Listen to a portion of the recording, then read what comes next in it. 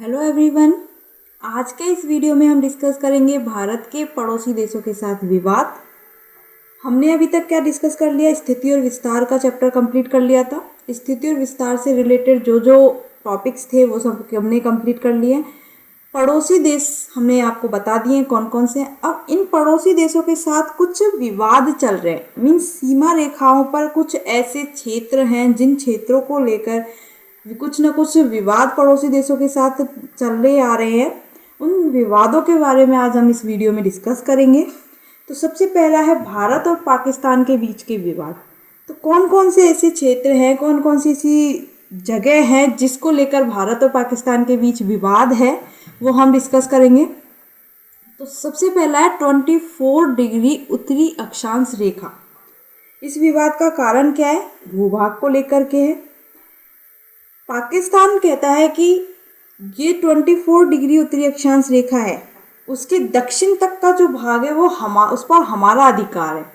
लेकिन भारत बोलता है कि नहीं, 24 डिग्री उत्तरी अक्षांश रेखा के उत्तर तक ही पाकिस्तान का अधिकार है, उसके दक्षिण तक पाकिस्तान का अधिकार नहीं है।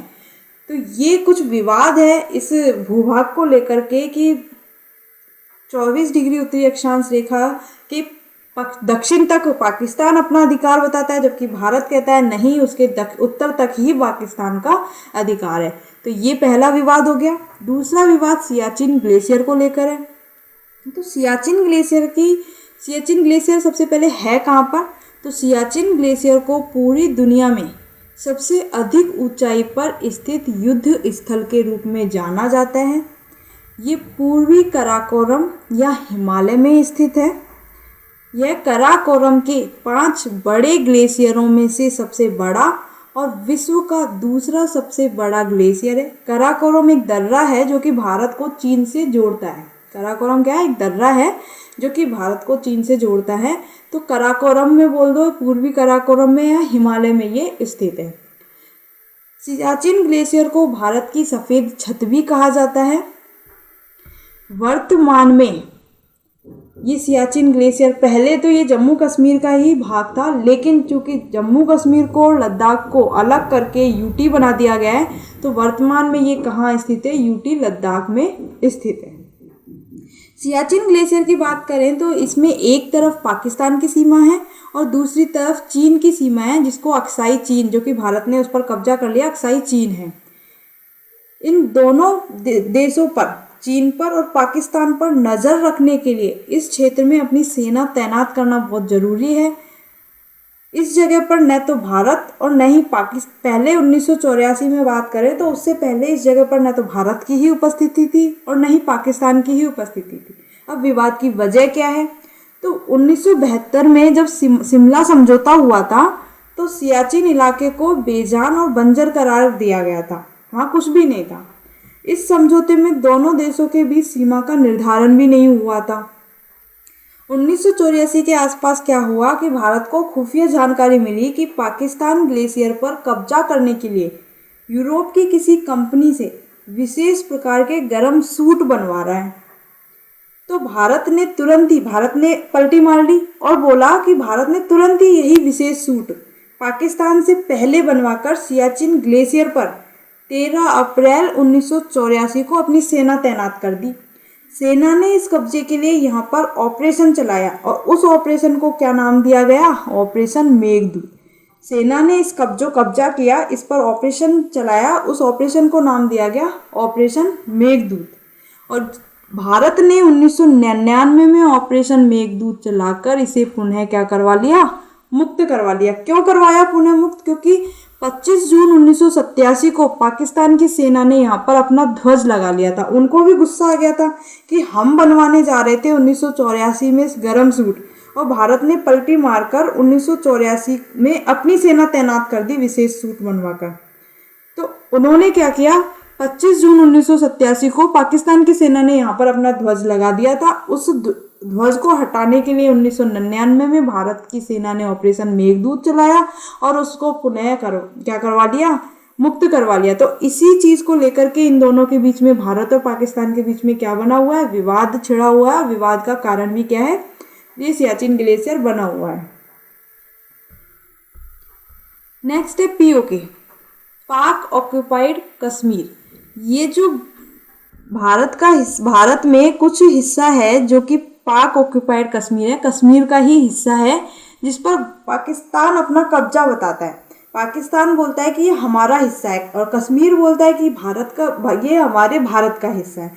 तो इस चीज़ को लेकर के भी हमारे भारत और पाकिस्तान के बीच में विवाद बना हुआ है। इसमें क्या है, जैसे कि ये लद्दाख है, यहाँ पर ये सियाचिन ग्लेशियर है, ये कारगिल है, कुछ हिस्सा ये था जो कि पाकिस्तान और भारत दोनों से टच था। पाकिस्तान ने क्या किया कि 1963 में, ये पीओके का भाग था और पीओके पर हमारी वो चली हुई है कि पीओके भारत का हिस्सा है कि पाकिस्तान का हिस्सा है। अभी तक इसी चीज़ को लेकर विवाद छिड़ा हुआ है। पाकिस्तान ने 1963 में ये जगह चीन को दे दिया, ये क्षेत्र जो है वो चीन को दे दिया। और 1962 में जब युद्ध हुआ था भारत और चीन का, तो उस युद्ध के दौरान चीन ने इस वाले क्षेत्र को हड़प लिया था भारत के, जिसको चाइना ऑक्यूपाइड कश्मीर बोला जाता है और ये इसे अक्साई चीन के नाम से भी जाना जाता है। तो ये कुछ क्षेत्र हैं जिसकी वजह से क्या है, भारत और पाकिस्तान के बीच में विवाद बना हुआ है। भारत और पाकिस्तान की जो ये रेखा है इसको एलओसी के नाम से जाना जाता है और चीन की जो ये वाली रेखा है इसको बोला जाता है एलएसी लाइन। ये तो एलओसी है और ये है अपना एलएसी, थोड़ा इस समय कंफ्यूज मत होना। अब है सरक्रीक। सरक्रीक जो है गुजरात का भाग है, एक दलदली भाग है। पाकिस्तान बोलता है कि सरक्रीक हमारे कराची का भाग है, जबकि भारत का कहना है कि भारत सरक्रीक को अपने गुजरात का भाग बताता है। तो सरक्रीक को लेकर के भी भारत और पाकिस्तान के बीच विवाद बना हुआ है। फिर है रेडक्लिफ सीमा रेखा। इसका निर्धारण 15 अगस्त 1947 को हुआ था, जो कि रेडक्लिफ नामक व्यक्ति ने किया था। यह सीमा रेखा मनुष्य के द्वारा बनाई गई थी, इसीलिए इसे क्या बोलते हैं, कृत्रिम रेखा बोलते हैं। ये क्वेश्चन कई बार पूछा जाता है कि एकमात्र कृत्रिम सीमा रेखा कौन सी है, तो वो है रेडक्लिफ सीमा रेखा। ये कौन कौन से राज्यों से गुजरती है, यूटी लद्दाख, यूटी जम्मू कश्मीर, पंजाब, राजस्थान और गुजरात से होकर गुजरती है। और इस सीमा रेखा का विवाद का कारण क्या है, क्योंकि इस सीमा रेखा पर आतंकवादी घुसपैठ के कारण ये क्षेत्र जो है, ये रेखा जो है विवादित है। नेक्स्ट, भारत और पाकिस्तान के बीच कुछ प्रमुख नदी परियोजनाएं हैं जिसको लेकर के भी क्या है, ये विवाद चलता रहता है। जैसे पहला है बगलिहार परियोजना जो कि चिनाब नदी पर है, तुलबुल परियोजना जो कि झेलम नदी पर है, दुलहस्ती परियोजना जो कि चिनाब नदी पर है, उरी परियोजना जो झेलम नदी पर है और भाखड़ा नांगल परियोजना जो कि सतलज और व्यास नदी के संगम पर है। तो ये कुछ परियोजनाएं हैं, विद्युत परियोजनाएं हैं और ये परियोजनाओं को लेकर भी भारत और पाकिस्तान के बीच में विवाद चलता रहता है। अब बात करते हैं हम भारत और चीन के बीच के विवाद की। तो भारत और चीन के बीच भी कुछ क्षेत्र ऐसे हैं जिसकी वजह से विवाद चलता रहता है। तो सबसे पहला विवाद है ब्रह्मपुत्र नदी विवाद। ब्रह्मपुत्र नदी विवाद में क्या है कि ब्रह्मपुत्र नदी सबसे पहले इसका उद्गम कहाँ से होता है, तिब्बत से होता है। तिब्बत की ये यारलुंग जांगबो नदी भारत के असम में पहुंचकर ब्रह्मपुत्र नदी के नाम से जाने जाते हैं। इसका प्रवेश कहाँ से होता है, अरुणाचल प्रदेश से होता है और अरुणाचल प्रदेश में इस नदी को दिहांग नदी के नाम से जाना जाता है और भारत के असम में जब ये जाती है तो इसे ब्रह्मपुत्र नदी के नाम से जाना जाता है।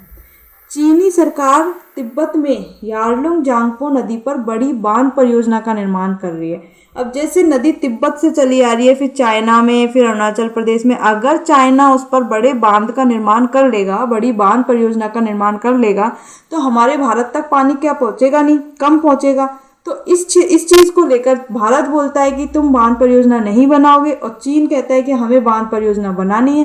तो इस चीज़ को लेकर के भारत और चीन के बीच में विवाद चलता रहता है ब्रह्मपुत्र नदी को लेकर। नेक्स्ट है ग्वांगदर बंदरगाह, हब्बन टोटो और चटगांव बंदरगाह के द्वारा एक माला का निर्माण किया जाता है जिससे भारत को घेरने की नीति है। ये इन तीनों चीज़ों पर चाइना ने अपना अधिकार बना रखा है और इसकी वजह से वो क्या करता है, भारत को घेरने की नीति बना रहा है। इसने क्या किया है, चटगांव बंदरगाह जो कि बांग्लादेश में है, हब्बन टोटो जो कि श्रीलंका में है और ग्वादर बंदरगाह जो कि पाकिस्तान में है। इन तीनों जगह पर वो अगर सेना निर्धारित कर दे तो भारत को घेर लेगा। तो उसकी ये नीति है कि इन तीनों पर अपना अधिकार जमा कर वो भारत को घेरने की एक नीति बना रहा है। तो इस चीज़ को लेकर भी भारत और चाइना के बीच विवाद चलते रहते हैं। ऐसे कई और विवाद है जो कि भारत और चीन के बीच में है और भी पड़ोसी देशों के साथ में है, जो कि हम हमारी नेक्स्ट वीडियो में डिस्कस करेंगे। So thank you for watching this video. Please like, comment और शेयर।